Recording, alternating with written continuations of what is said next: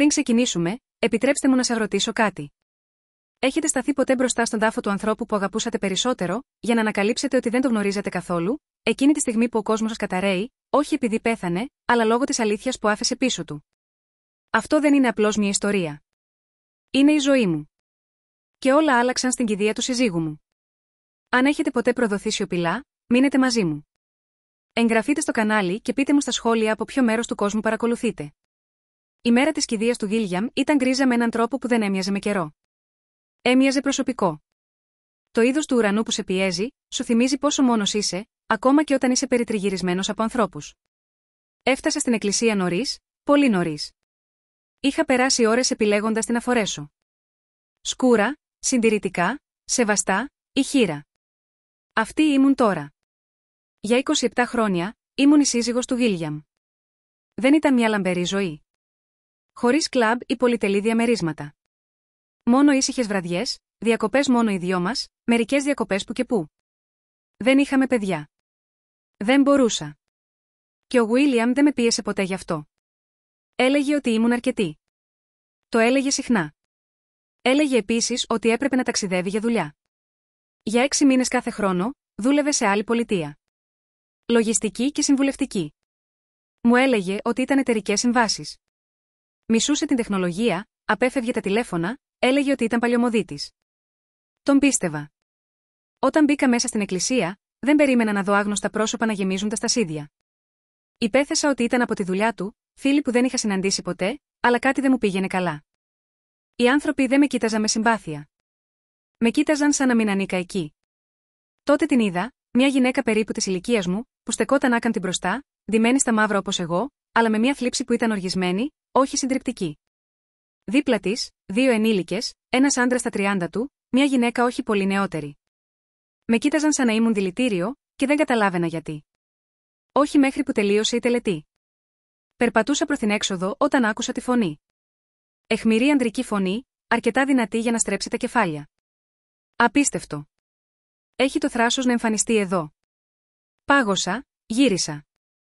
Ο άντρας, ένα από τα ενήλικα παιδιά, με έδειχνε.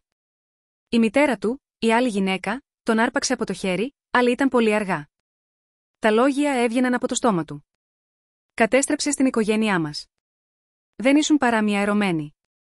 Και τώρα θέλει σύκτο. Ερωμένη, γέλια. Χλευασμοί. Μουρμουριτά που εξαπλώνονταν σαν φωτιά. Δεν μπορούσα να αναπνεύσω. Κοίταξα τη γυναίκα. Τα μάτια της δεν ήταν μπερδεμένα. Ήταν γεμάτα πόνο. Ήξερε ποια ήμουν. Ήξερε. Και όμως, εγώ δεν είχα ιδέα ποια ήταν. Άνοιξα το στόμα μου, αλλά δεν βγήκε τίποτα. Τα πόδια μου με έβγαλαν έξω από την εκκλησία. Η καρδιά μου χτυπούσε τόσο δυνατά που δεν μπορούσα να ακούσω τον κόσμο γύρω μου πια. Αργότερα εκείνο το βράδυ, κάθισα μόνο στο πάτωμα του σαλονιού μου. Τα φώτα σβηστά, τα παπούτσια ακόμα στα πόδια μου. Δεν έκλαψα. Δεν μπορούσα. Ήμουν παγωμένη σε ένα είδος σοκ που έκανε το χρόνο να επιβραδύνεται. Ο Γουίλιαμ είχε μια σύζυγο, μια άλλη σύζυγο, παιδιά, μια ζωή. Οι 6 μήνες μακριά κάθε χρόνο, αυτή ήταν. Και εγώ, δεν ήμουν η σύζυγος. Ήμουν η άλλη γυναίκα. Το θέμα είναι ότι δεν είχα ιδέα. Και κατά κάποιον τρόπο αυτό το έκανα ακόμα χειρότερο, γιατί τώρα δεν πενθούσα μόνο για έναν σύζυγο. Θρηνούσα μια ζωή που δεν είχα ποτέ, και όλοι νόμιζαν ότι ήξερα από την αρχή. Η σιωπή στο σπίτι μου δεν ήταν πλέον γαλήνια. Ήταν κατηγορηματική. Περιπλανιόμουν από δωμάτιο σε δωμάτιο σαν ξένη στη δική μου ζωή, αγγίζοντας πράγματα που κάποτε μου έδιναν άνεση. Η μυρωδιά του κολόνιας του Γουίλιαμ ακόμα παρέμενε αχνά στο γιακά του σακακιού που κρεμόταν δίπλα στην πόρτα. Έπρεπε να το είχα ξεφορτωθεί. Δεν μπορούσα. Όπου κι αν γύριζα, το φάντασμά του με κορόιδευε, όχι με θυμό, αλλά με μυστικά. 27 χρόνια. Μια ζωή που νόμιζα ότι χτίσαμε μαζί. Διακοπές, γενέθλια, επετείους γάμου. Τώρα όλα αυτά μου φαινόταν σαν θεατρικό έργο. Γιατί ενώ εγώ έγραφα ερωτικά σημειώματα και σχεδίαζα γεύματα για την επιστροφή του, εκείνος κρατούσε το χέρι κάποιας άλλης σε άλλη πολιτεία, γιόρταζε τα γενέθλια ενός άλλου παιδιού, φιλούσε μια άλλη γυναίκα για καληνύχτα. Και όμως, τον αγαπούσα. Αυτό ήταν που έκανε την προδοσία να μοιάζει σαν να μου έσπαγε τα κόκαλα. Καθόμουν στον καναπέ, κρατώντας τη φωτογραφία του γάμου μας. Τη μελετούσα αναζητώντας απαντήσεις που ήξερα ότι δεν θα βρω. Υπήρχαν σημάδια, τα τηλεφωνήματα αργά το βράδυ που δεχόταν έξω, η βαλίτσα που δεν με άφηνε ποτέ να ετοιμάσω, ήταν πραγματικά πιθανό να είχα επιλέξει να μην τα δω, το τηλέφωνο μου χτύπησε. Ήταν ένα μήνυμα από έναν κοινό φίλο, ή μάλλον από κάποιον που νόμιζα ότι ήταν φίλος. Το μόνο που έλεγε ήταν: «Είδα τι συνέβη στην κηδεία. Δεν μπορώ να πιστέψω ότι έκανες αυτό στην πραγματική του οικογένεια. Μη με ξαναεπικοινωνήσεις». Η πραγματική οικογένεια. Αυτές οι λέξεις με πλήγωσαν πιο βαθιά από οτιδήποτε άλλο στην κηδεία. Δεν σταμάτησε εκεί. Εκείνο το βράδυ, ανακάλυψα μια σειρά από δημοσιεύσεις που κυκλοφορούσαν στο διαδίκτυο. Φωτογραφίες από την τελετή, με το πρόσωπό μου θολωμένο αλλά αναγνωρίσιμο. Η ιερωμένη που εμφανίστηκε ντυμένη στα μαύρα, έγραφε μια λεζάντα: «Ζούσε με τα χρήματά του ενώ εκείνος πέθαινε». Μια άλλη έλεγε: «Περίμενε απλώς να πεθάνει για να μπορέσει να εισπράξει τα χρήματα». Ένιωσα αηδιασμένη. Το ηλεκτρονικό μου ταχυδρομείο ξεχύλισε από μηνύματα μίσους. Μηνύματα που με αποκαλούσαν ψεύτρα, κλέφτρα, φίδι, μερικά από άτομα με τα οποία δεν είχα μιλήσει εδώ και χρόνια, άλλα από άγνωστους. Κανείς δεν με ρώτησε τι ήξερα. Κανείς δεν νοιάστηκε. Δεν κοιμήθηκα εκείνη τη νύχτα. Απλώς κάθισα στο τραπέζι της κουζίνας, κοιτάζοντας το πάτωμα, πίνοντας τσάι που δεν μπορούσα να γευτώ. Το πρωί, ήμουν μουδιασμένη. Και ακόμα, ένα μέρος μου κρεμόταν από το παραμικρό νήμα ελπίδας. Ίσως όλα αυτά ήταν ένα παρεξήγηση. Ίσως η Έλενα είχε παρεξηγήσει το Βίλιαμ. Ίσως αυτά δεν ήταν τα παιδιά του. Ίσως.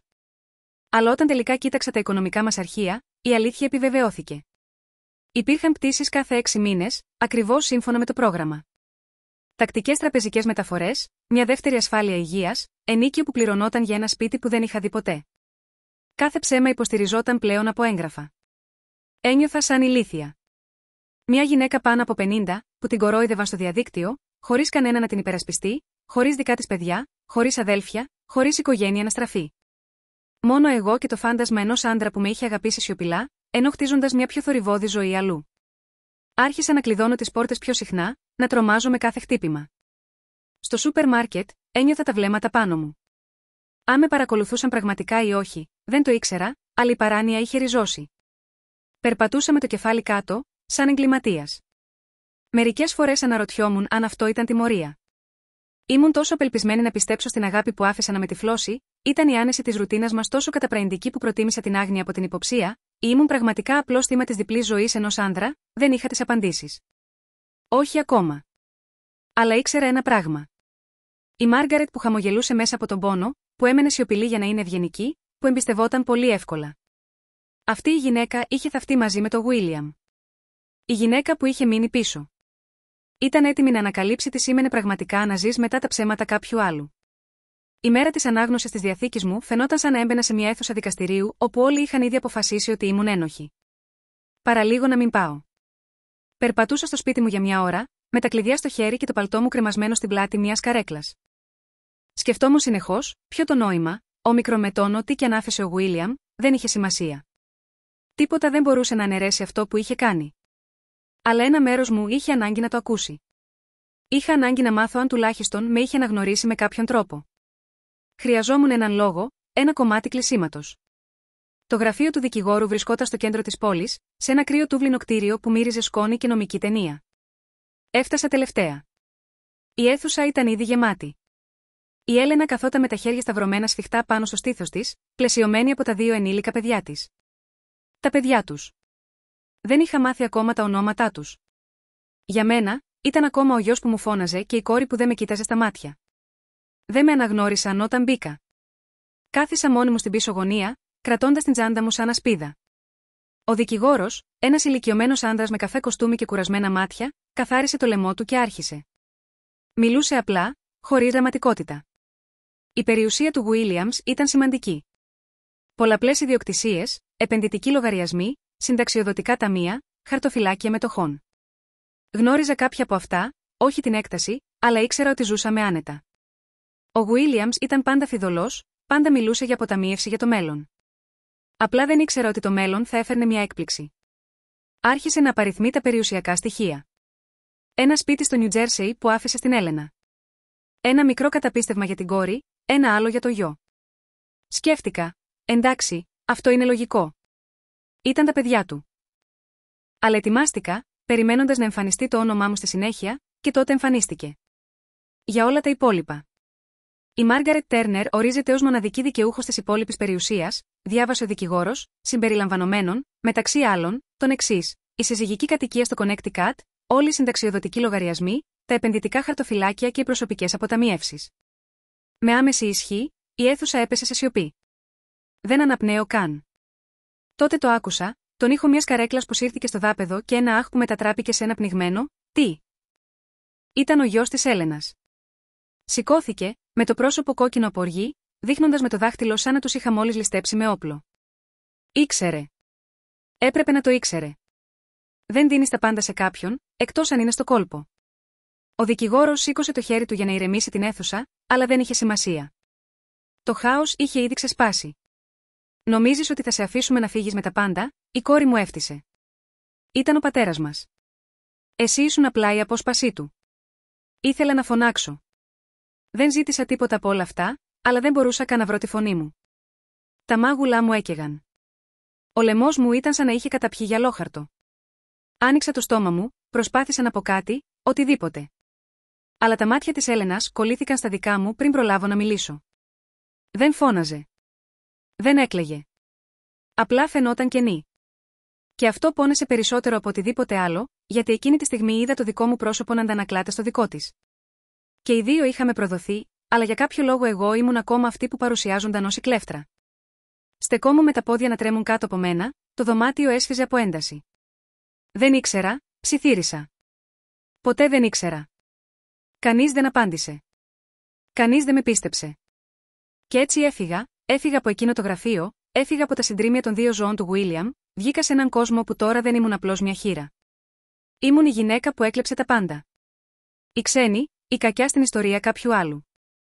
Και όμως, ποτέ δεν είχα νιώσει πιο μόνη στη δική μου. Δεν άνοιξα την εξώπορτα για 2 μέρες μετά την ανάγνωση της Διαθήκης. Ο έξω κόσμος είχε μετατραπεί σε κάτι εχθρικό. Ήξερα ότι δεν το φανταζόμουν. Τα βλέμματα στο μανάβικο. Ο τρόπος που οι γείτονες απέφευγαν την οπτική επαφή. Οι 2 γυναίκες που ψιθύριζαν στο ταχυδρομείο καθώς περνούσα. Το όνομά μου δεν απλώς αναφερόταν. Το δυσφημούσαν. Η τοπική εφημερίδα δημοσίευσε ένα άρθρο. Μυστική σύζυγος κληρονομεί περιουσία μετά το θάνατο επιχειρηματία. Δεν ανέφερε το όνομά μου άμεσα, αλλά όλοι στην πόλη ήξεραν για ποιον επρόκειτο. Ο χρόνος, οι λεπτομέρειες, οι υπονοούμενες ενίες. Ήταν αρκετό. Ούτε μέσα στο ίδιο μου το σπίτι μπορούσα να βρω ηρεμία. Κάθε γωνιά μου θύμιζε το Βίλιαμ. Οι παντόφλες του δίπλα στην πίσω πόρτα, η οδοντόβουλτσα του ακόμα στο μπάνιο. Έπρεπε να τις είχα πετάξει. Δεν το έκανα. Δεν μπορούσα. Ανταυτού, κάθισα στην κουζίνα και κοίταζε ένα φάκελο γεμάτο τραπεζικά έγγραφα, νομικά έγγραφα και τίτλους ιδιοκτησίας, όλα τώρα στο όνομά μου. Εκατομμύρια. Αυτή η λέξη δεν μου φαινόταν καν πραγματική.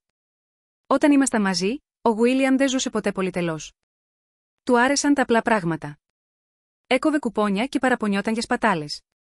Δεν είχαμε πολυτελή αυτοκίνητα, ούτε έπιπλα σχεδιαστών. Αλλά προφανώς, ενώ κήρυτε τη λιτότητα, χτίζοντας ένα αυτοκρατορία. Και τώρα όλα αυτά ήταν δικά μου. Αλλά δεν ένιωθα πλούσια. Ένιωθα μολυσμένη. Τα χρήματα δεν με παρηγορούσαν. Με στοίχιωναν. Κάθε δολάριο μου θύμιζε ότι δεν γνώριζα πραγματικά τον άντρα με τον οποίο μοιραζόμουν το κρεβάτι. Κάθε περιουσιακό στοιχείο μου φαινόταν σαν να προέρχονταν από ένα ψέμα. Προσέλαβα έναν δικηγόρο, όχι επειδή ήθελα να πολεμήσω κάποιον, αλλά επειδή έπρεπε να βεβαιωθώ ότι ήταν αληθινό. Ότι ο Γίλιαμ δεν είχε παραποιήσει τα έγγραφα ενώ ήταν σε κατάσταση αδυναμίας. Ότι δεν είχα διαπράξει κατά κάποιον τρόπο, χωρίς να το γνωρίζω, απάτη μόνο και μόνο επειδή υπήρχα. Ο δικηγόρος τα επιβεβαίωσε όλα. Ο Γίλιαμ είχε κάνει τις αλλαγές 1 χρόνο πριν από το θάνατό του, ενώ ήταν πλήρως συνειδητός. Τα έγγραφα ήταν άψογα. Η απόφαση ήταν δική του.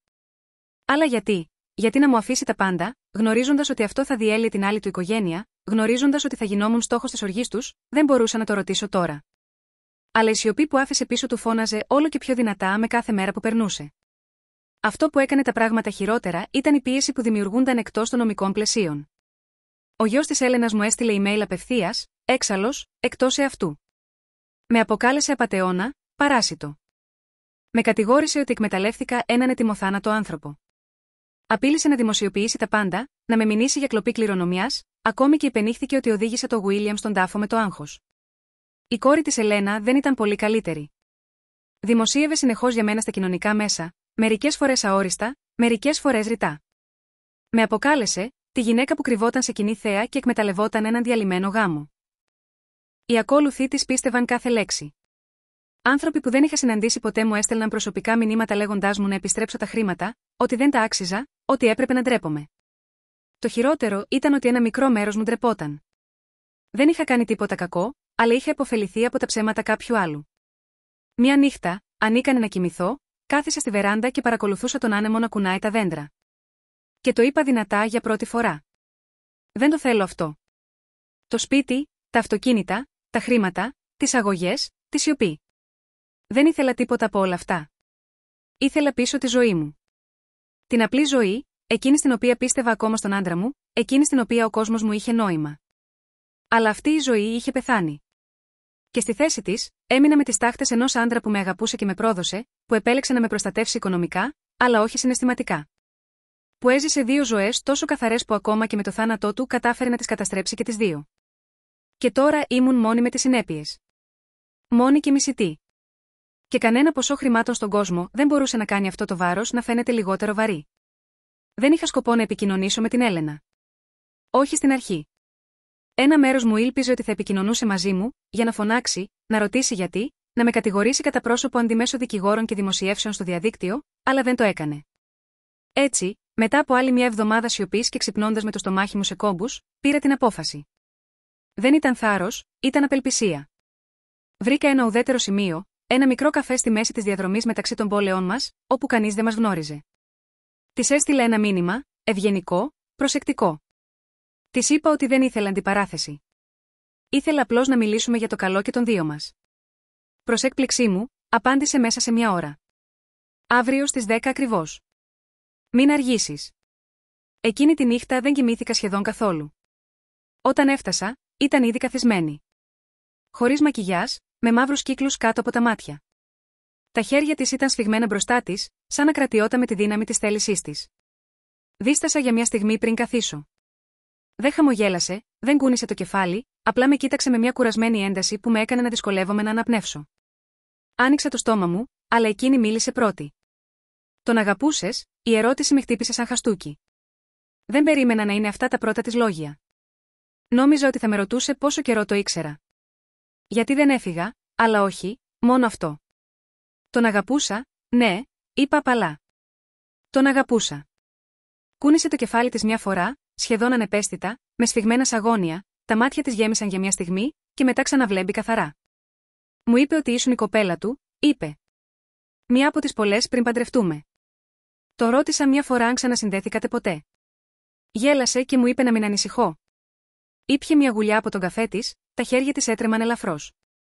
Μας είπε ψέματα και στους δύο. Για πάνω από 2 δεκαετίες, 25 χρόνια προγραμματίζοντας γενέθλια γύρω από επαγγελματικά ταξίδια, 25 χρόνια βλέποντας τα παιδιά μου να περιμένουν στο παράθυρο κάθε Ιούνιο, γνωρίζοντας ότι δεν θα επέστρεφε μέχρι τα Χριστούγεννα, δεν μπορούσα να μιλήσω. Ξέρεις τι πονάει περισσότερο, συνέχισε. Όχι το ότι άφησε τα πάντα σε σένα. Ούτε το ότι δεν ήξερες για εμάς. Είναι ότι όλα αυτά τα χρόνια νόμιζα ότι ήμουν η μόνη που ανέχονταν, αλλά τελικά μας ανέχονταν και τους δύο. Η λέξη έπεσε βαριά ανάμεσα μας. Ανέχονταν, κούνησα αργά το κεφάλι. Φανταζόμουν το μέλλον μας, είπα σιγά σιγά, να καθόμαστε μαζί στη βεράντα, γέροι και κουρασμένοι, να βλέπουμε τις εποχές να περνούν. Νόμιζα ότι είχαμε χρόνο. Έβγαλε ένα πικρό γέλιο. Χρόνο, αυτός ο άντρας μοίραζε κάθε λεπτό του χρόνου του σαν σκακέρα. Οι διακοπές ήταν πάντα οι πιο δύσκολες. Και τώρα τα παιδιά μου με μισούν επειδή δεν πάλεψα πιο σκληρά. Νομίζουν ότι άφησα να συμβεί αυτό. Ότι δεν ήμουν αρκετή. Σήκωσα το βλέμμα. Έλενα, σου ορκίζομαι, δεν το ήξερα. Ούτε για ένα λεπτό. Αν το ήξερα, θα είχες φύγει. Με ρώτησε, όχι κατηγορηματικά, απλά από περιέργεια. Δίστασα. Δεν ξέρω. Θέλω να πιστεύω ότι θα το έκανα. Αλλά 27 χρόνια είναι πολλές αναμνήσεις για να τις σβήσεις. Κούνησε πάλι αργά το κεφάλι. Το ίδιο. Καθίσαμε σιωπηλά. Δύο γυναίκες δίπλα-δίπλα, περιποιούμενες τις ίδιες πληγές που τους είχε προκαλέσει ο ίδιος άντρας. Τελικά, έβγαλε ένα φθαρμένο φάκελο από την τσάντα της. Το άφησε στο χρηματοκιβώτιό μας, ένα αντίγραφο της αρχικής διαθήκης του. Πριν την αλλάξει, το έσπρωξε προς το μέρος μου. Σε αυτό, ήταν η μοναδική κληρονόμος. Νομίζω ότι ήξερε ότι πέθαινε, είπε. Και νομίζω ότι κάπου μέσα του πίστευε ότι έπρεπε να διαλέξει. Ίσως νόμιζε ότι αφήνοντας τα πάντα σε σένα θα εξηλαιωνόταν για κάτι. Ίσως ήταν η δική του ιδέα για την αγάπη. Κοίταξα το χαρτί. Το όνομά μου δεν αναφερόταν καν σε αυτό. Δεν ζήτησα τα χρήματα, είπα. Ακόμα δεν ξέρω τι να τα κάνω. Αυτή τη φορά με κοίταξε με πιο απαλό βλέμμα. Ούτε εγώ. Φύγαμε από το καφέ χωρίς χειραψία, χωρίς αγκαλιά, χωρίς κλείσιμο. Αλλά καθώς απομακρυνόμουν, ένιωσα κάτι που δεν είχα νιώσει εδώ και εβδομάδες. Όχι ειρήνη, όχι συγχώρεση, αλλά κατανόηση. Και ίσως, μόνο ίσως, αυτό ήταν το πρώτο βήμα προς κάτι που έμοιαζε με θεραπεία. Δεν είχα σκοπό να επικοινωνήσω με την Έλενα. Όχι στην αρχή. Ένα μέρος μου ήλπιζε ότι θα επικοινωνούσε μαζί μου, για να φωνάξει, να ρωτήσει γιατί, να με κατηγορήσει κατά πρόσωπο αντιμέσω δικηγόρων και δημοσιεύσεων στο διαδίκτυο. Αλλά δεν το έκανε. Έτσι, μετά από άλλη μια εβδομάδα σιωπής και ξυπνώντας με το στομάχι μου σε κόμπους, πήρα την απόφαση. Δεν ήταν θάρρος. Ήταν απελπισία. Βρήκα ένα ουδέτερο σημείο, ένα μικρό καφέ στη μέση μεταξύ των πόλεων μας, όπου κανείς δεν μας γνώριζε. Της έστειλα ένα μήνυμα. Ευγενικό, προσεκτικό. Της είπα ότι δεν ήθελα αντιπαράθεση. Ήθελα απλώς να μιλήσουμε για το καλό και των δύο μας. Προς έκπληξή μου, απάντησε μέσα σε μια ώρα. Αύριο στις 10 ακριβώς. Να μην αργήσω. Δεν κοιμήθηκα σχεδόν καθόλου εκείνη τη νύχτα. Όταν έφτασα, ήταν ήδη καθισμένη. Χωρίς μακιγιάζ. Μαύρη κύκλη κάτω από τα μάτια της. Τα χέρια της ήταν σφιγμένα μπροστά της, σαν να κρατιόταν με τη δύναμη της θέλησης. Δίστασα για μια στιγμή πριν καθίσω. Δεν χαμογέλασε, δεν κούνησε το κεφάλι, απλά με κοίταξε με μια κουρασμένη ένταση που με έκανε να δυσκολεύομαι να αναπνεύσω. Άνοιξα το στόμα μου, αλλά εκείνη μίλησε πρώτη. Τον αγαπούσες, η ερώτηση με χτύπησε σαν χαστούκι. Δεν περίμενα να είναι αυτά τα πρώτα της λόγια. Νόμιζα ότι θα με ρωτούσε πόσο καιρό το ήξερα. Γιατί, δεν έφυγα. Αλλά όχι, μόνο αυτό. Τον αγαπούσα, ναι, είπα απαλά. Τον αγαπούσα. Κούνησε το κεφάλι της μια φορά, σχεδόν ανεπαίσθητα. Σφίγγοντας τα δόντια της. Τα μάτια της γέμισαν για μια στιγμή, μετά ξαναβλέμματα καθαρά. Μου είπε ότι ήσουν η κοπέλα του, είπε. Μία από τις πολλές πριν παντρευτούμε. Το ρώτησα μια φορά αν ξανασυνδέθηκατε. Γέλασε και μου είπε να μην ανησυχώ. Ήπιε μια γουλιά από τον καφέ της, με τα χέρια της να τρέμουν ελαφρώς. Μας είπε ψέματα και στους δύο. Για πάνω από 2 δεκαετίες, 25 χρόνια προγραμματίζοντας γενέθλια γύρω από επαγγελματικά ταξίδια, 25 χρόνια βλέποντας τα παιδιά μου να περιμένουν στο παράθυρο κάθε Ιούνιο, γνωρίζοντας ότι δεν θα επέστρεφε μέχρι τα Χριστούγεννα. Δεν μπορούσα να μιλήσω. Ξέρεις τι πονάει περισσότερο, συνέχισε. Όχι το ότι άφησε τα πάντα σε σένα. Ούτε το ότι δεν ήξερες για εμάς. Είναι το ότι όλα αυτά τα χρόνια νόμιζα ότι ήμουν η μόνη που ανέχονταν. Αλλά τελικά μας κρατούσαν και τους δύο. Η λέξη έπεσε βαριά ανάμεσα μας. Κρατούσαν, κούνησα αργά το κεφάλι. Φανταζόμουν το μέλλον μας, είπα σιγά σιγά. Να καθόμαστε μαζί στη βεράντα, γέροι και κουρασμένοι, να βλέπουμε τις εποχές να περνούν. Νόμιζα ότι είχαμε χρόνο. Έβγαλε ένα πικρό γέλιο. Χρόνο, αυτός ο άντρας μοίραζε κάθε λεπτό του χρόνου του σαν σκακέρα. Οι διακοπές ήταν πάντα οι πιο δύσκολες. Και τώρα τα παιδιά μου με μισούν επειδή δεν πάλεψα πιο σκληρά. Νομίζουν ότι άφησα να συμβεί αυτό. Ότι δεν ήμουν αρκετή. Σήκωσα το βλέμμα. Έλενα, σου ορκίζομαι, δεν το ήξερα. Ούτε για ένα λεπτό. Αν το ήξερες, θα είχες φύγει, ρώτησε, όχι κατηγορηματικά, απλά από περιέργεια. Δίστασα. Δεν ξέρω. Θέλω να πιστεύω ότι θα το έκανα, αλλά 27 χρόνια είναι πολλές αναμνήσεις για να τις σβήσεις. Κούνησε πάλι αργά το κεφάλι. Το ίδιο. Καθίσαμε σιωπηλά. 2 γυναίκες δίπλα-δίπλα, που περιποιούνταν τις ίδιες πληγές που τους είχε προκαλέσει ο ίδιος άντρας. Τελικά, έβγαλε ένα φθαρμένο φάκελο από την τσάντα της. Το άφησε στο χρηματοκιβώτιό μας, ένα αντίγραφο της αρχικής διαθήκης του. Πριν την αλλάξει, το έσπρωξε προς το μέρος μου. Σε αυτό, ήταν η μοναδική κληρονόμος. Νομίζω ότι ήξερε ότι πέθαινε, είπε. Και νομίζω ότι κάπου μέσα του πίστευε ότι έπρεπε να διαλέξει. Ίσως νόμιζε ότι αφήνοντας τα πάντα σε σένα θα εξηλαιωνόταν για κάτι. Ίσως ήταν η δική του ιδέα για την αγάπη. Κοίταξα το χαρτί. Το όνομά μου δεν αναφερόταν καν. Δεν ζήτησα τα χρήματα, είπα. Ακόμα δεν ξέρω τι να τα κάνω. Αυτή τη φορά με κοίταξε με πιο απαλό βλέμμα. Ούτε εγώ ξέρω. Φύγαμε από το καφέ χωρίς χειραψία, χωρίς αγκαλιά, χωρίς να κλείσουμε το θέμα. Αλλά καθώς απομακρυνόμουν, ένιωσα κάτι που δεν είχα νιώσει εδώ και εβδομάδες. Όχι ειρήνη, όχι συγχώρεση, αλλά κατανόηση. Και ίσως, μόνο ίσως, αυτό ήταν το πρώτο βήμα προς κάτι που έμοιαζε με θεραπεία. Δεν καθάρισα την πόρτα του γκαράζ.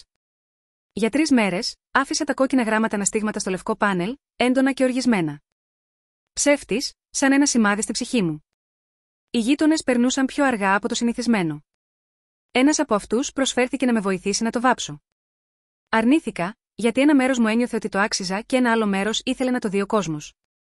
Να δει πως μοιάζει η θλίψη που μετατράπηκε σε οργή. Να δει πως ένα ψέμα που είπε ένας άνθρωπος μπορεί να καταστρέψει ζωές και να αφήσει έναν άγνωστο να φέρει την ευθύνη. Αλλά την 4η μέρα, ξύπνησα και αποφάσισα ότι δεν θα κουβαλούσα πια μια ντροπή που δεν ήταν δική μου. Αγόρασα μπογιά. Κάλυψα τα γράμματα. Και για πρώτη φορά μετά από εβδομάδες, κοίταξα στον καθρέφτη και δεν απέστρεψα το βλέμμα μου. Την ίδια μέρα, πήρα μια απόφαση. Αν ήθελα να με κάνουν κακό, θα ανταποκρινόμουν σαν κάποιος που δεν μπορούσαν να ορίσουν. Δεν θα αντιδρούσα. Δεν θα ζητούσα συγγνώμη για πράγματα που δεν έκανα. Θα ανακτούσα τη ζωή μου, μια πράξη τη φορά. Αύξησα τις ανώνυμες δωρεές. Μεταβίβασα χρήματα σε παντοπολία, καταφύγια, οίκους ευγυρίας. Χρηματοδότησα θεραπεία για χήρες. Ήσυχα, σιωπηλά. Δεν το έκανα για να εξηλαιωθώ. Το έκανα επειδή το να χαρίζω κομμάτι αυτής της δηλητηριασμένης κληρονομιάς ήταν σαν να έβγαζα αγκάθια από το δέρμα μου. Αλλά φυσικά, δεν άργησε να διαδοθεί η είδηση. Η κόρη της Έλενας δημοσίευσε στιγμιότυπα από τα έγγραφα του δικαστηρίου. Προσπαθεί να αγοράσει τη συγχώρεση, έγραφε μια ανάρτηση. Χρήματα ενοχής, έγραφε μια άλλη. Πάρε τα βρώμικα χέρια σου από την κληρονομιά του πατέρα μας. Τότε ήρθε η επίσημη δικαστική ειδοποίηση. Τα παιδιά της Έλενας με μήνυαν, αμφισβητώντας τη διαθήκη. Οι λόγοι: συναισθηματική χειραγώγηση, εξαναγκασμός ενός ευάλωτου άνδρα, έλλειψη διανοητικής ικανότητας. Διάβασα τα έγγραφα καθισμένη μόνη στην ίδια κουζίνα, όπου ο Γουίλιαμ μου έφερνε τσάι.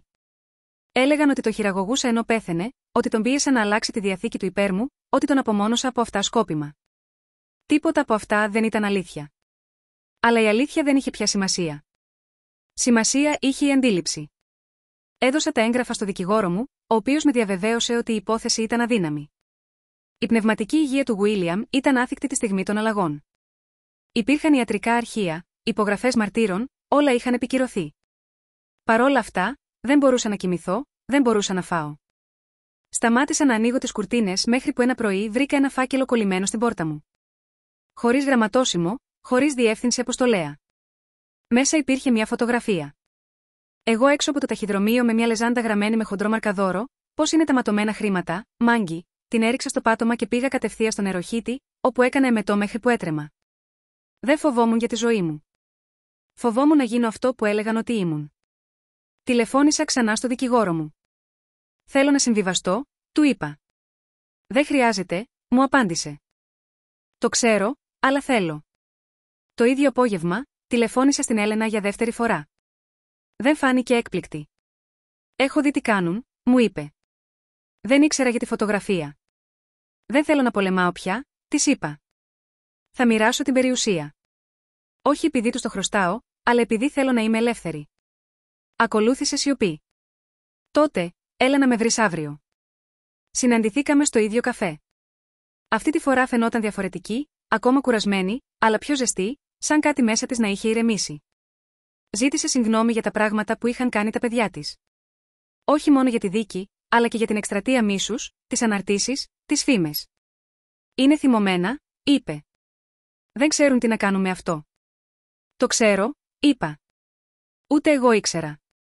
Μιλήσαμε για πάνω από 1 ώρα για τη θλίψη, για την προδοσία, για τη μητρότητα και την απουσία της από τη ζωή μου. Τελικά, καταλήξαμε σε συμφωνία, μια νομική, γραπτή και ιδιωτική συμφωνία. Ένα μέρος της κληρονομιάς θα πήγαινε σε ένα ταμείο για τα εγγόνια της. Ένα άλλο μέρος θα πήγαινε σε έναν μη κερδοσκοπικό οργανισμό στο όνομα του Γουίλιαμ.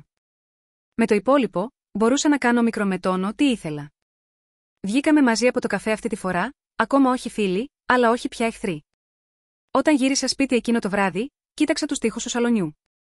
Για πρώτη φορά από την κηδεία, δεν ένιωθα ότι με πνίγουν. Εξακολουθούσα να μην έχω σύζυγο, παιδιά, παλιούς φίλους, αλλά είχα κάτι καλύτερο. Μια πόρτα που άρχιζε να ανοίγει και ήμουν επιτέλους έτοιμη να περάσω από αυτήν. Δεν είπα σε κανέναν ότι μετακόμιζα. Ούτε στο δικηγόρο, ούτε στους γείτονες, ούτε καν στην Έλενα. Χρειαζόμουν ησυχία. Χρειαζόμουν μια καθαρή αρχή. Πάρα πολλοί άνθρωποι είχαν σχηματίσει γνώμη για μένα με βάση πράγματα που δεν γνώριζαν. Πάρα πολλά πρόσωπα με κοίταζαν με ήκτο ή περιφρόνηση. Δεν υπήρχε μέση λύση. Έτσι, μάζεψα τη ζωή μου σιωπηλά. Προσεκτικά, μεθοδικά, πούλησα το σπίτι που μοιραζόμασταν με τον Βίλιαμ, το συζυγικό μας σπίτι, όπως το αποκαλούσε η Διαθήκη. Δεν μπορούσα να μείνω. Κάθε τσακισμένη σανίδα του πατώματος μου φαινόταν σαν ψέμα. Κάθε σιρτάρι που άνοιγα μου θύμιζε έναν άντρα που φύλαγε τα σιρτάρια όπως φύλαγε τα μυστικά του. Τακτοποιημένα, κλειδωμένα και με ετικέτες. Δώρισα τα περισσότερα από τα έπιπλα μας, έδωσα πράγματα που δεν ένιωθα πια δικά μου. Κράτησα μόνο τα απαραίτητα, άλμπου με φωτογραφίες, τα φλιτζάνια τσαγιού της μητέρας μου, μερικά βιβλία, ρούχα. Άφησα πίσω τα πράγματά του, όλα, όχι από θυμό, αλλά επειδή ανήκαν σε μια άλλη ζωή. Αγόρασα ένα μικρό εξοχικό 2 πόλεις πιο πέρα. Ήταν ταπεινό, με λευκό φράχτη και ένα σφενδάμ στην αυλή. Δεν υπήρχε κληρονομιά εδώ, ούτε ψήθυρη. Ήμουν απλώς άλλη μια γυναίκα που μετακόμιζε σε έναν ήσυχο δρόμο. Για πρώτη φορά μετά από μήνες, κοιμήθηκα όλη τη νύχτα. Τα πρωινά ήταν γεμάτα με το κελάιδισμα των πουλιών και το μακρινό ήχο των ψεκαστήρων που άνοιγαν. Ξεκινούσα κάθε μέρα με τσάι στη βεράντα. Δεν έβλεπα τις ειδήσεις. Δεν κοίταζα το τηλέφωνό μου. Απλά καθόμουν και αναπνέω. Την πρώτη φορά που κάποιος μου έκανε νόημα στο δρόμο, μια δρομέας που περνούσε. Τρόμαξα. Αλλά εκείνη χαμογέλασε. Απλά χαμογέλασε. Χωρίς καχυποψία, χωρίς αναγνώριση. Ένιωσα σαν ένα μικρό θαύμα. Βρήκα την τοπική βιβλιοθήκη και προσφέρθηκα να γίνω εθελόντρια. Η διευθύντρια, μια γυναίκα στα 60 της που ονομαζόταν Ρουθ, με υποδέχτηκε με ανοιχτές αγκάλες. Δεν με ρώτησε για το παρελθόν μου. Απλά μου έδωσε ένα κουτί με επιστρεφόμενα βιβλία και είπε: «Πιστεύεις ότι μπορείς να τα ταξινομήσεις αλφαβητικά?» Σχεδόν έκλαψα. Άρχισα να βοηθάω στην αίθουσα ανάγνωσης των παιδιών τα Σάββατα. Τα γέλια, η κίνηση, η ζωή. Μου θύμισε ότι υπήρχαν ακόμα μέρες στον κόσμο που δεν είχαν αγγίξει προδοσία.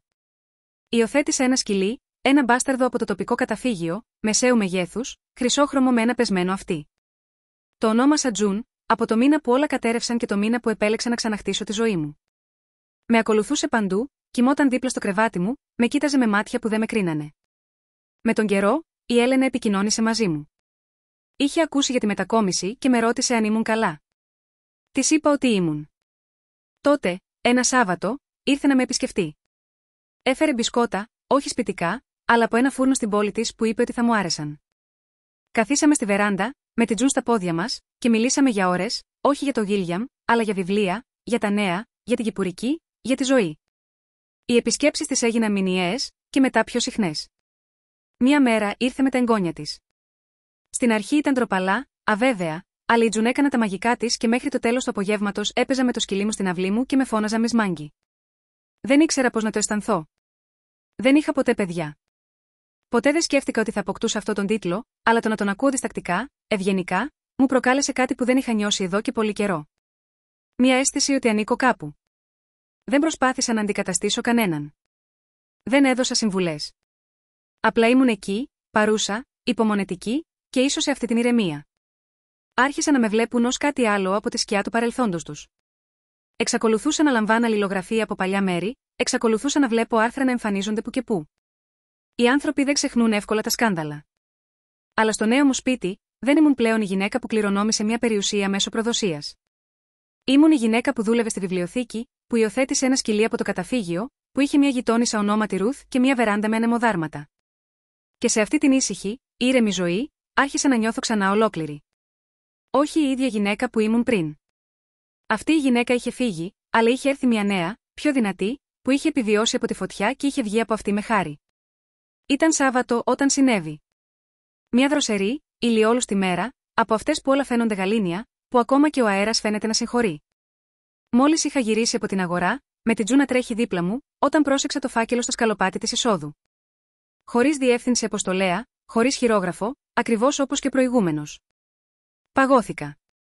Την τελευταία φορά που είχε συμβεί αυτό, κατέληξε με μένα να κάνω εμετό πάνω από τον νεροχύτη της κουζίνας, τρέμοντας από φόβο και ντροπή. αλλά δεν ήμουν πια εκείνη η γυναίκα. Δεν θα άφηνε ένα σφραγισμένο φάκελο να μου στερήσει την ηρεμία μου. Παρόλα αυτά, τα χέρια μου έτρεμαν ελαφρώς καθώς τον άνοιγα. Μέσα υπήρχαν φωτοτυπίες, έγγραφα, νομικά έγγραφα, σχόλια από ένα διαδικτυακό φόρουμ και, στην κορυφή, μια τολμηρή πρόταση με κόκκινο μαρκαδόρο. Νόμιζες ότι τελειώσαμε, δεν χρειαζόμουν υπογραφή για να ξέρω ποιος τον έστειλε. Ο γιος της Έλενας. Είχα ακούσει από έναν γείτονα ότι δεν είχε δεχτεί τη συμφωνία. Λοιπόν, έλεγε ότι η μητέρα του είχε προδώσει τη μνήμη του πατέρα τους, κάνοντας ειρήνη μαζί μου, ότι τον είχε πουλήσει για ένα χρηματικό ποσό και μερικές συγγνώμες. Προφανώς, είχε γίνει αιμονικός, πεπισμένος ότι ο Γουίλιαμ είχε εξαναγκαστεί. Έψαχνε παλιά email, επικοινωνούσε με πρώην συναδέλφους του Γουίλιαμ και συγκέντρωνε οτιδήποτε μπορούσε να χρησιμοποιήσει για να ξανανοίξει την υπόθεση. Αυτός ο φάκελος ήταν η προειδοποίησή του. Δεν είχε τελειώσει μαζί μου. Τηλεφώνησα αμέσως στο δικηγόρο μου. Μου είπε να μείνω ήρεμη.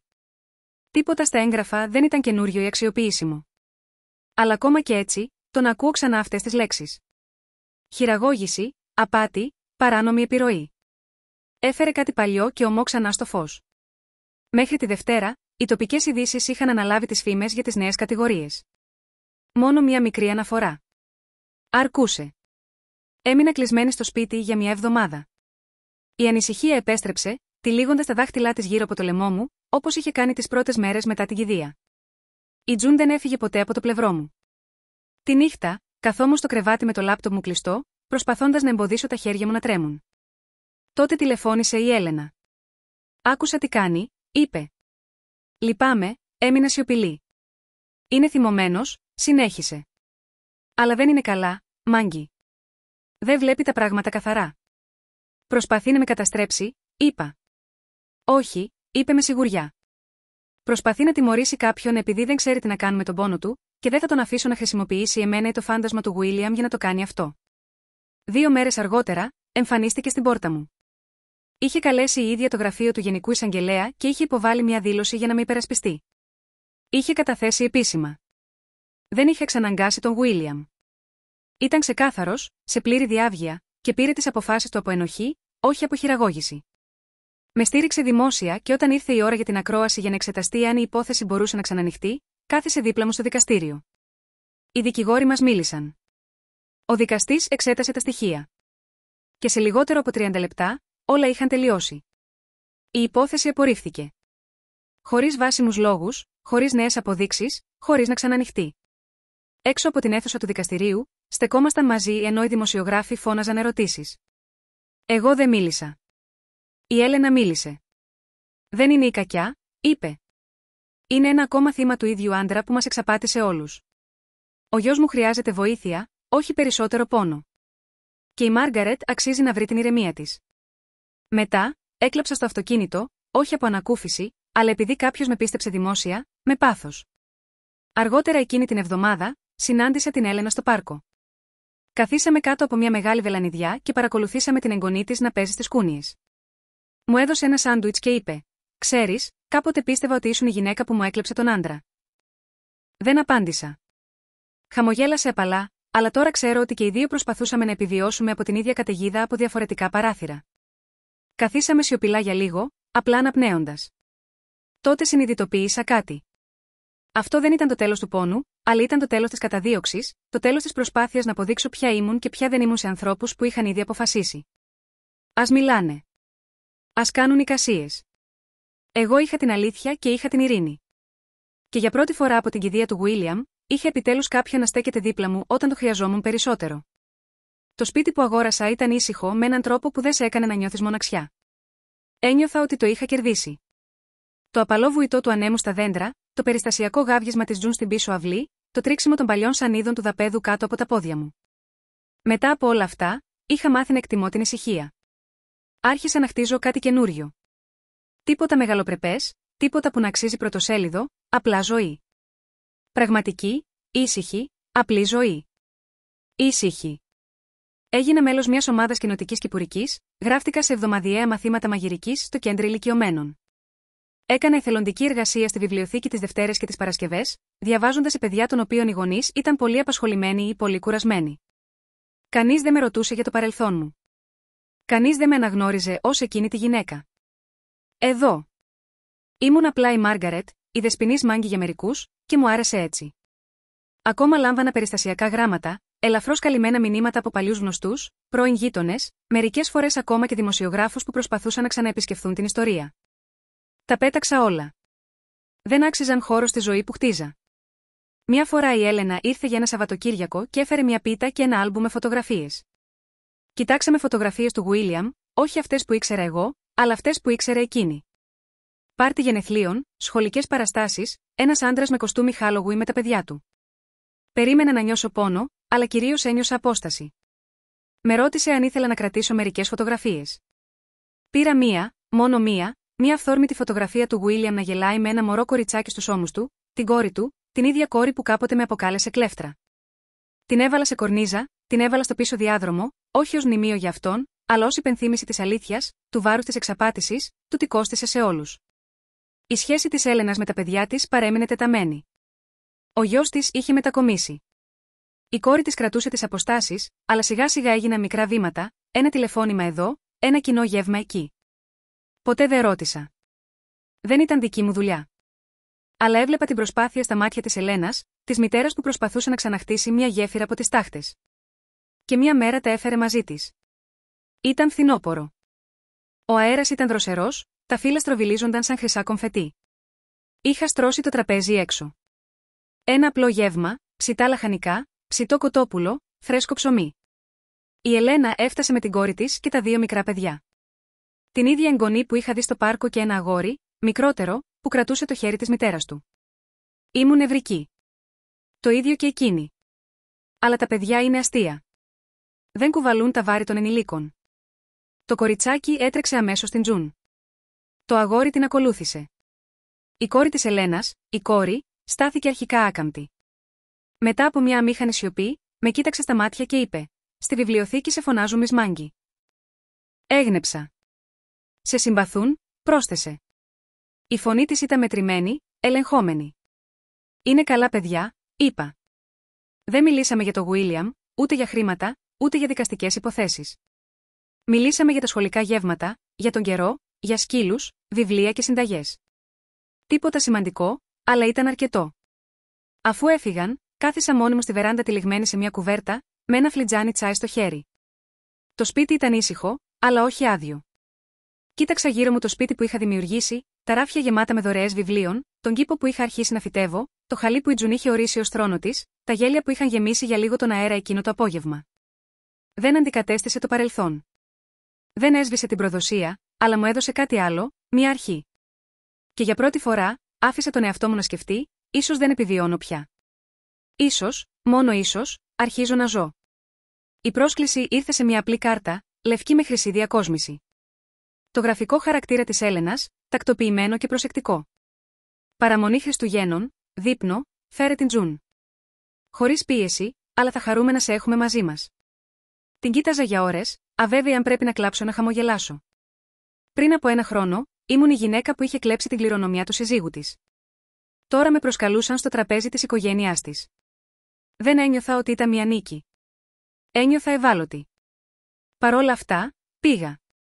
Η διαδρομή ήταν ήσυχη. Το χιόνι κάλυπτε τους δρόμους με απαλά στρώματα, ο κόσμος ήταν σιωπηλός στη χειμερινή ησυχία. Η Τζουν καθόταν στο πίσω κάθισμα, κουνώντας την ουρά της κάθε λίγα λεπτά, η ενέργειά της ήταν ανακουφιστική. Όταν έφτασα, η Ελένα με υποδέχτηκε στην πόρτα, ντυμένη με ένα κόκκινο πουλόβερ, τα ασημένια μαλλιά της πιασμένα πίσω. Με αγκάλιασε, όχι άκαμπτα, όχι από ευγένεια. Ήταν μια αληθινή αγκαλιά, που έλεγε: «Σε βλέπω και δεν σου κρατάω πια κακία». Το σαλόνι ήταν ζεστό, γεμάτο απαλή μουσική και κεριά με άρωμα πεύκου. Τα εγγόνια της έτρεχαν ήδη σε κύκλους. Η κόρη της μου έκανε ένα μικρό νεύμα από την άλλη άκρη του δωματίου. Όχι ένα χαμόγελο, αλλά ούτε και ένα κακό βλέμμα. Και αυτό ήταν αρκετό. Το δείπνο ήταν απλό. Ψητή γαλοπούλα, πουρές πατάτας, λαχανικά, 2 είδη πίτας. Φάγαμε, μιλήσαμε, περάσαμε τα πιάτα όπως το είχαμε κάνει εκατοντάδες φορές. Και όμως, για μένα, κάθε στιγμή φαινόταν εξωπραγματική. Στα μισά του γεύματος, ο μικρός, ο εγγονός της, γύρισε προς το μέρος μου και με ρώτησε: «Είστε πραγματικά η κυρία Μάγκη από τη βιβλιοθήκη?» Γέλασα. «Έτσι με αποκαλούν». Εκείνος κούνησε το κεφάλι, ικανοποιημένος, και πρόσθεσε: «Η μαμά λέει ότι διαβάζεις τις καλύτερες ιστορίες». Κοίταξα τη μητέρα του. Τα μάτια της συναντήθηκαν με τα δικά μου. Και αυτή τη φορά, χαμογέλασε. Αργότερα, αφού μαζεύτηκαν τα πιάτα και τα παιδιά έφτιαχναν έναν πύργο από λέγκο κοντά στο δέντρο, η Έλενα κάθισε δίπλα μου στον καναπέ με ένα ποτήρι κρασί. «Ξέρεις», είπε, «πέρυσι νόμιζα ότι αυτή η βραδιά δεν θα έρθει ποτέ. Νόμιζα ότι δεν θα μπορούσα ποτέ να σε κοιτάξω χωρίς θυμό». Κούνησα σιωπηλά το κεφάλι. «Τώρα όμως», συνέχισε, «όταν σε βλέπω, δεν βλέπω προδοσία. Βλέπω επιβίωση. Βλέπω χάρη». Ένιωσα το λαιμό μου να σφίγγεται. Κοίταξα το δέντρο, τα φώτα, τις κάλτσες. Αυτό το σπίτι, αυτή η οικογένεια, τόσο διαφορετική από τη δική μου, τόσο μακριά από αυτό που νόμιζα ότι θα είχα. Και όμως, ήμουν εδώ. Ποτέ δεν προσπάθησα να σε αντικαταστήσω, ψιθύρισα. Δεν ήξερα καν ότι είχα κάτι να αντικαταστήσω. «Το ξέρω», είπε. «Τώρα το ξέρω». Μετά από αυτό δεν μιλήσαμε. Δεν χρειαζόταν. Αργότερα, λίγο πριν φύγω, η εγγονή της ήρθε σε μένα με μια χειροποίητη κάρτα, με σχέδια από μαρκαδόρο, το ένα με μια γκρίζα λογοουρά, το άλλο με ένα σκυλί με πεσμένα αυτιά. Έλεγε: «Στην ταφεία, Μάγκη, καλά Χριστούγεννα, ταφεία, θεία». Στάθηκα στην πόρτα, με την κάρτα στο χέρι, και η καρδιά μου άνοιξε. Όχι από πόνο, αλλά από την πιο απαλή μορφή θεραπείας. Με είχαν θεωρήσει ως την ξένη, την απειλή, την κλέφτρα. Αλλά εδώ, αυτή τη στιγμή, σε αυτό το ζεστό, ατελές, περίπλοκο δωμάτιο, είχα μια θέση, μια νέα οικογένεια, μια νέα ταυτότητα, που δεν βασιζόταν στα μυστικά κάποιου άλλου, αλλά στην αλήθεια μου, στις επιλογές μου και στην ήσυχη αξιοπρέπεια του να έχω αντέξει. Και καθώς οδηγούσα προς το σπίτι εκείνο το βράδυ, με το χιόνι να αρχίζει να πέφτει ξανά, συνειδητοποίησα κάτι. Είχα χάσει όλα όσα πίστευα ότι είχαν σημασία. Και με κάποιο τρόπο είχα κερδίσει κάτι ακόμα πιο πραγματικό. Η άνοιξη έφτασε αργά, απομακρύνοντας απαλά το κρύο από τη γη. Η σφενδάμη στον μπροστινό μου κήπο έβγαλε πράσινα φύλλα σαν μικρές υποσχέσεις, και το κελάιδισμα των πουλιών επέστρεψε τα πρωινά. Υπήρχε ειρήνη στην ατμόσφαιρα, μια σιωπηρή κατανόηση ότι κάποια πράγματα τελειώνουν για να αρχίσουν άλλα. Περπατώ με την Τζουν κάθε πρωί στα μονοπάτια της γειτονιάς, χαιρετώ γνωστά πρόσωπα, συζητώ με τη βιβλιοθηκάριο για τις νέες κυκλοφορίες, βοηθάω τα παιδιά να διαλέξουν βιβλία τα βροχερά απογεύματα. Κανείς δεν ψιθύριζε για το παρελθόν μου εδώ. Κανείς δεν ρωτούσε για το Βίλιαμ. Με γνώριζαν απλά ως τη Miss Maggie, τη γυναίκα που διάβαζε δυνατά με πολλές φωνές, που είχε πάντα λιχουδιές για σκύλους στην τσέπη του παλτού της, που χαμογελούσε ακόμα και όταν τα μάτια της μερικές φορές έφεραν σκιές. Και αυτό ήταν αρκετό. Αλλά δεν ήταν πάντα εύκολο. Μερικές φορές το παρελθόν επέστρεφε με μικρούς τρόπους, μια ανάμνηση, μια φωτογραφία κρυμμένη σε ένα παλιό βιβλίο, ένα άρθρο που κάποιος μου έστειλε χωρίς να το σκεφτεί. Μερικές φορές τη νύχτα ξυπνούσα ψάχνοντας ένα χώρο στο κρεβάτι που δεν ανήκε πια σε κανέναν. Αλλά ο πόνος ήταν διαφορετικός τώρα. Δεν αιμορραγούσε. Παλόταν. Ήσυχος, διαχειρίσιμος. Είχα μάθει να ζω με αυτόν. Ένα απόγευμα, καθόμουν στη βεράντα μου με την Έλενα. Δεν μιλούσαμε πια πολύ όταν συναντιόμασταν. Δεν χρειαζόταν. Η σιωπή μεταξύ μας είχε μετατραπεί από αμήχανη σε ιερή. Πίναμε τσάι, βλέπαμε τη Τζουν να κυλιέται στο γρασίδι, ακούγαμε τα γέλια των εγγονιών της στην αυλή. Η κόρη της είχε αρχίσει να έρχεται πιο συχνά. Ο γιος της, ακόμα απόμακρος, είχε γράψει ένα γράμμα συγγνώμης, σύντομο, αλλά ειλικρινές. Η θεραπεία δεν ήταν ποτέ γραμμική, αλλά συνέβαινε. «Το σκέφτομαι μερικές φορές», είπε η Ελένα, κοιτάζοντας τον ουρανό. «Όχι τα ψέματα, μόνο τις στιγμές. Τον άνθρωπο που μας άφησε να δούμε». Κούνησα το κεφάλι. «Κι εγώ». Δεν προσποιηθήκαμε ότι το καλό έσβησε το κακό. Δεν τον τυλίξαμε με συγχώρεση που δεν είχε κερδίσει, αλλά αναγνωρίσαμε τα κομμάτια που άφησε πίσω του και τη δύναμη που χρειάστηκε για να σηκωθεί από τα ερείπια. «Χαίρομαι που δεν τον αφήσαμε να μας πάρει τα πάντα», είπα σιγανά. Η Ελένα με κοίταξε. «Δεν το έκανε. Είχαμε ακόμα τους εαυτούς μας, και τώρα έχουμε αυτό. Αυτή την απίθανη σχέση που γεννήθηκε από την προδοσία, αλλά διαμορφώθηκε από την επιλογή». Όταν έφυγε εκείνη την ημέρα, έμεινα στη βεράντα πολύ μετά το ηλιοβασίλεμα. Η Τζουν έβαλε το κεφάλι της στα πόδια μου. Η άβρα μετέφερε το άρωμα των ανθισμένων πασχαλιών, όπως αυτές που καλλιεργούσε η μητέρα μου. Και σκέφτηκα τη γυναίκα που ήμουν πριν από ένα χρόνο. Τη γυναίκα που στεκόταν σε μια κηδεία και έμαθε ότι όλα όσα ήξερε ήταν ψέματα. Τη γυναίκα που ταπεινώθηκε, επιτέθηκε, εγκαταλείφθηκε. Τη γυναίκα που κληρονόμησε όχι μόνο μια περιουσία, αλλά και μια κατάρα.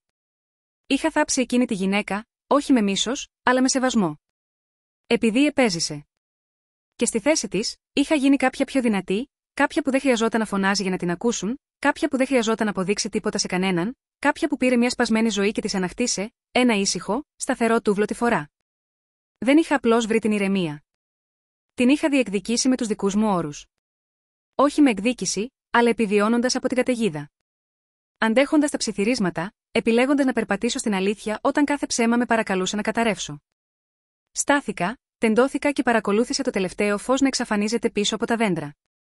Το αύριο θα ερχόταν, όπως πάντα, και εγώ θα ήμουν έτοιμη. Ευχαριστώ που με ακούσατε. Μην ξεχάσετε να εγγραφείτε και μην διστάσετε να μοιραστείτε την ιστορία σας στα σχόλια. Η φωνή σας έχει σημασία.